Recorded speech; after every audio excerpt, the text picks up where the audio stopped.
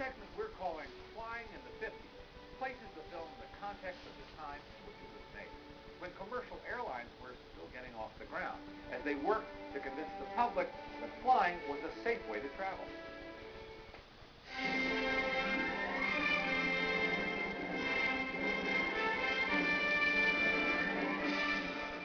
Remember when you could say hello and goodbye beyond the security checkpoint?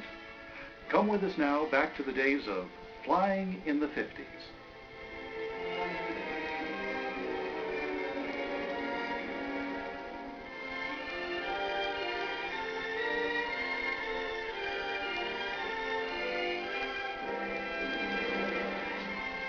Went to work for TWE in January '42. I joined TWA in '52 when I got back from Korea. The first airplane that I flew with baggage was the DC-3. In 1952, I was hired by TWA. I flew for United Airlines from 1953 until 1960. I first started out on the DC-3 with Hawaiian Airlines, where I had learned to fly. In the dark and desperate days of the Second World War, thousands of American aircraft filled the skies over Europe and Asia. Thousands of planes whose pilots and crews extend the range and endurance of their aircraft and pioneer new routes for aviation around the globe. And victory brings thousands of well-trained military aviators home to the USA in search of new careers in the civilian world. So it is with the author Ernest K. Gann, who wrote books born out of personal experience. Island in the Sky, from wartime missions in the Air Transport Command. The High and the Mighty, from piloting the new commercial airliners across the Pacific from Hawaii to San Francisco. California long led the nation in aircraft production during the war. Now the great plants at San Diego, Burbank, and Santa Monica are converting to a long-range production schedule, producing planes for peace. With an abundance of aircraft and experienced crews, and with the necessity to sustain and rebuild the aviation industry, airline companies launch an all-out public relations campaign. They set out to persuade and convince the American public, particularly businessmen, that speed will expedite a sale, and that small children and honeymooners are in safe hands. The glamour of air travel and the adventure of flight beckon us all into the skies. After a gloomy depression and the grim years of war, newly affluent Mr. and Mrs. America are ready for a well-deserved holiday. The siren song of exotic locations is luring them out of their suburban trapped homes to the lush luxury of a tropical paradise. Visitors to the island, greeted with flower leis, luau's, and mai tais, have made tourism the third largest industry in Hawaii. Flight time at a busy airport. Look at all the activity.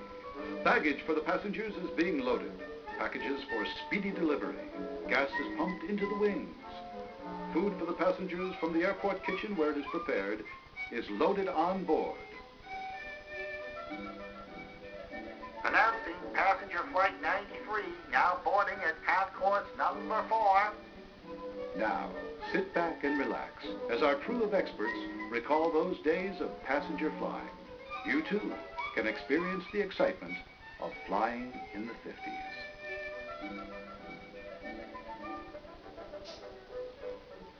He looked the route over before you got there, and he looked at the weather, the winds, how much fuel it would take. The dispatcher also had information regarding the passenger load, cargo load, and you couldn't always put on all the people you wanted and all the cargo and all the fuel. He came up with a plan that you could do this safely with a certain place for an alternate airport, which he checked, and you needed so many gallons of fuel.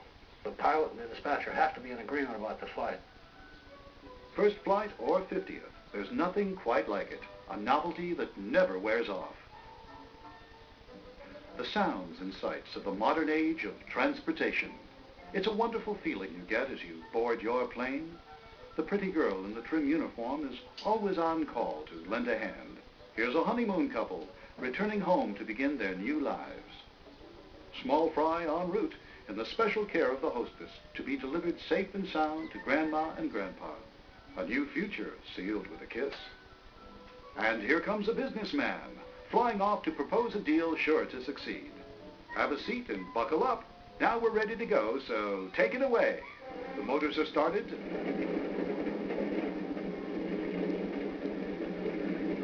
The plane taxis on its wheels to the runway, preparing for takeoff.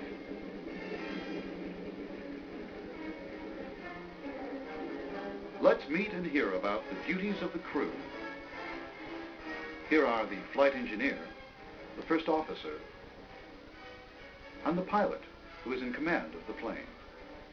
John Wayne, being a captain, now he's flying co-pilot. That's one thing that all of the airlines try to avoid.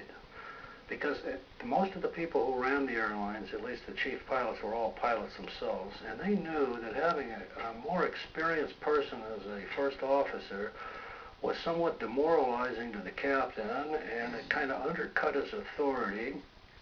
It made him feel that, well, this other guy knew more than I did. It wasn't a good idea. There were some pilots that were coming back from the war that had not ever been a TWA captain. They were actually senior to me, but I was expected to help them as much as I could so that they could get up to speed and they could qualify as a captain. Landing and takeoff, of course, were the two critical times. The captain has his hands on the throttles, and the co-pilot has his hands on the above them. The reason they both had their hand on the throttle is always the possibility of a slip back on the throttles, and this is an added safety measure that they employ. The captain would just push it up, and he'd be looking out, keeping the airplane on the runway, and he'd get to where he thought it was about right, and then the co-pilot or flight engineer with a three-man crew would then adjust it at the proper setting for the takeoff. The co-pilot is always subject to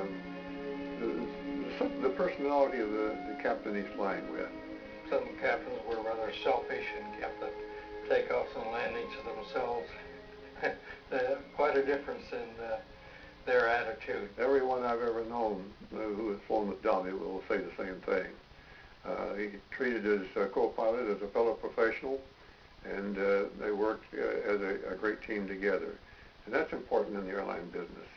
I only flew co-pilot for a month with Flying Tigers. I came in just at a time that they had received a military contract and expanded about 3 times their size in just a period of a month or so.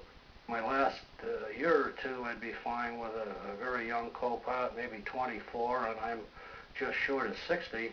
He'd say, 125, sir, because I should be probably at 120. So, geez, that's all I need is somebody to nitpick.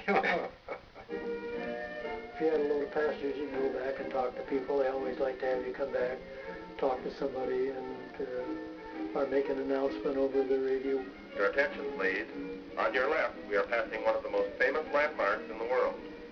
It was fairly common, particularly on the Lockheed Constellations, where they knew that we had 3 pilots on the airplane, that I used to walk back through the airplane and talk with the passengers.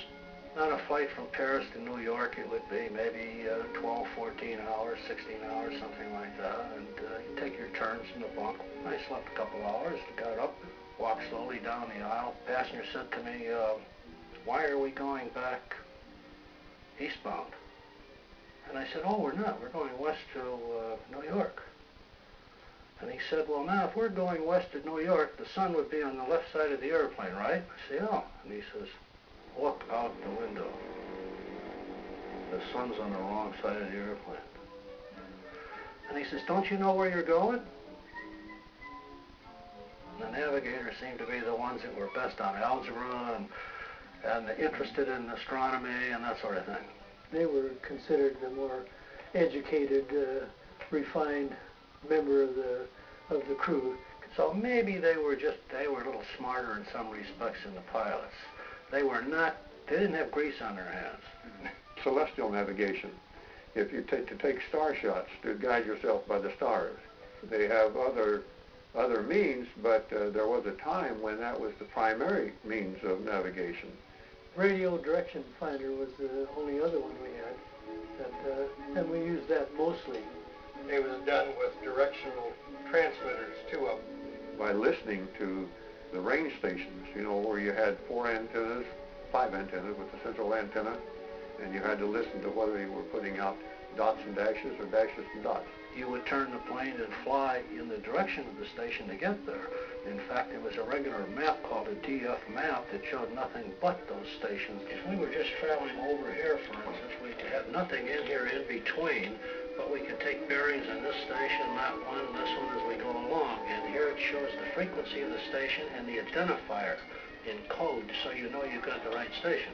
And you had to listen for this steady tone, and then that'd put you on one of 4 legs. That's the only option you had. And one would be lined up over the airport or thereabouts. So you had to listen. It was subject to static interference and around the thunderstorm, etc. Very crude. Navigating it with the equipment they had. There's a little bit of an art rather than a science. There were just some great, great guys, and I was sad to see them depart when they got inertial navigation and technological equipment that replaced them.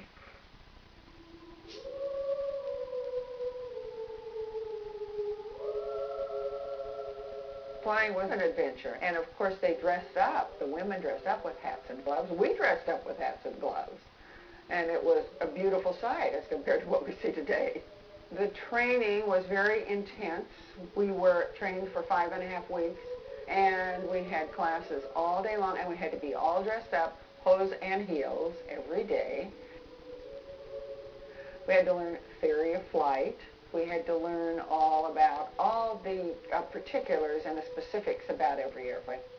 I flew Convair's, DC-3s, DC-4s, DC-6s, DC-7s, and DC-8s. And we got many first-time flyers and many apprehensive flyers, not hysterical, just apprehensive.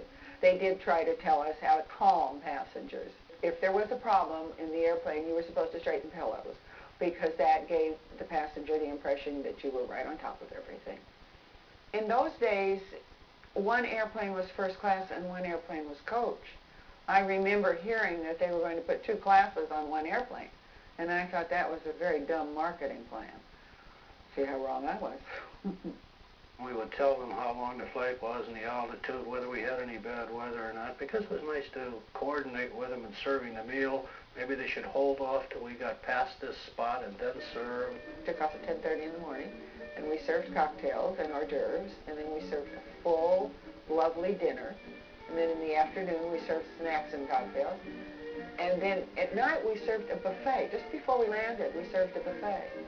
And the steward would set it up in the galley, and we would take 4 passengers back at a time and have this, you know, they had the choice of all this lovely food. That's 4 meal services between here and Honolulu. There was a lot involved with serving the meals. You had cold food carriers, and then you would pull them out and put the tray on top of the buffet, and then put the hot food in this little slot. And then you had to do the coffee and the tea or the milk. You did put the pillow on the passenger's lap. In coach, they did serve meals, but it was a box lunch, which was underneath your seat. The flight to Hawaii on the DC-7, which was the first class airplane, was 8 hours and 30 minutes. The coach flight, which was a DC-6 with 72 passengers, was 10 hours and 30 minutes. Our gals, we really did have a bunch of good stewardesses, and they were not going to be stewardess all their life. They were just until they finally found the right guy or something. The stewardesses could not be married. When I was flying, the average length of time a stewardess flew was about 22 months. I flew 7 years, which was long. Most pilots are very easygoing, very easy to fly with. And we did have a few flying out there that were just curmudgeons and very difficult. And you just stayed out of the cockpit. In those days, the cockpit was for smoking.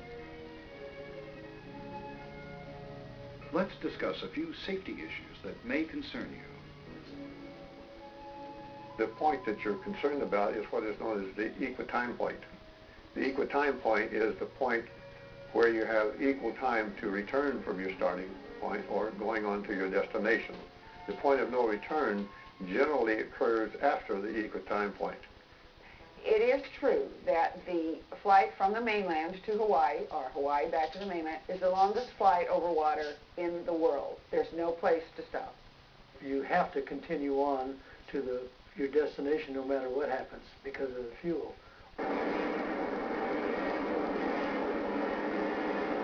In the piston propeller days, all of our flying was below 10,000 feet because you had to be below 10,000 feet or on oxygen. And that's where most of the heavy weather is. In addition to the lifespan of the engines, the reliability of the engines at that time, and with all the additional mechanical problems that one might encounter, we had also the weather to be concerned with. You were down there flying in the clouds. All clouds tend to have a little bit of turbulence. Then there are thunderstorms in them, and they'll give you a good shaking. But they'd go around the storms. They wouldn't, get anywhere near storms if they could help it. But if it was a big line like you get in the Midwest, I'd turn south and fly along there until I was sure that there was a pathway through there where I wouldn't finally get stuck. Saltmarsh came from Pan American, and he gave me the clue in flying thunderstorms. As soon as you got into this thunderstorm and saw the flash, you turned right 45 degrees. And after you went 3 or 4 minutes, you turned back and got on course again, and that way you'd avoid the thunderstorm. And boy, I thought that was great. I really knew how to miss these thunderstorms. And later in the airline, we got radar. And I saw this flash up ahead, and on the screen, the big echo that I didn't want to get into was just about 45 degrees to the right. And I realized that Saltmarsh had just told me that as a matter of a confidence builder, because it didn't make any difference which way you turned. But knowing that you had the clue, you felt a lot safer. You still have to take off and land, so you're up and down through the weather regardless of what kind of an airplane. You were more concerned with the destination weather rather than the en route weather. We're on fire! We did have to shut down an engine on a 2-engine airplane. And I remember that so well, and I thought, straighten pellet. When an engine does take a blip like it did with John Wayne in that movie, you notice it right away. We were coming home from Honolulu, and the engine started to act up. And domestically, if an engine starts to act funny, they shut it down to save the engine. Out there, they played with it to get all the power they could. We use the term, we lost an engine on takeoff. Well, to the layman, that might sound like it fell off. That means we lost power on it, we had to shut it down. You didn't want to damage an engine by leaving it run and get into more trouble. As far as actual failures, I think I only had one, and it just simply quit. The statistic now is that a young man getting his wings, flying for an airline in today's jet age, might lose one engine in 25 years. In 25 years. He may, in fact, go through his career and never see an unscheduled engine loss. So we had all the practice that the manuals were written for.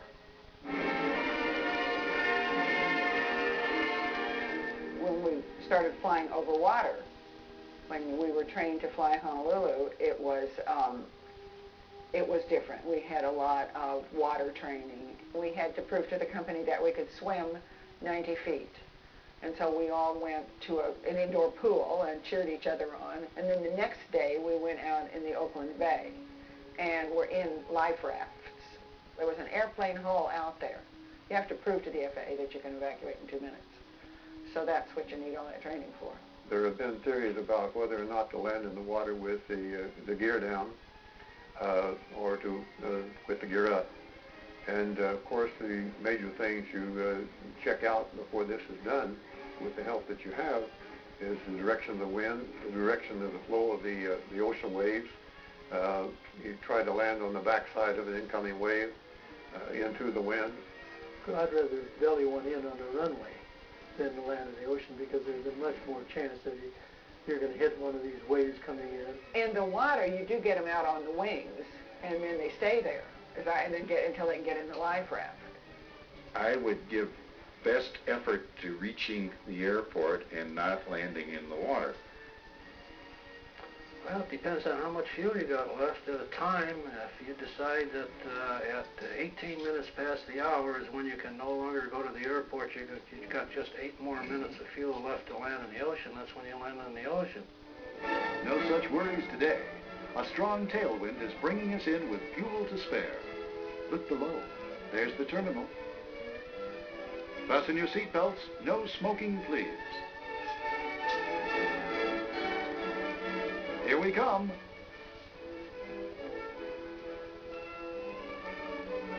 Touchdown! A beautiful landing. The big plane rolls slowly and gracefully into the gate. Attention, please. Flight 93 is now arriving at concourse number 4. Another perfect flight completed. The passengers arrived safe and sound. Family and friends are gathered outside the terminal to meet us, right on the tarmac. Imagine that. Look, there's your brother Joe. He flew a B-29 during the war. Now he's flying for Trans-Orient Pacific. You can be sure you're in safe hands. Lots of pilots started on motorcycles and playing around with automobile engines and so on, and the thought of speed, and of course you look up and there's an airplane and you want to go on to that.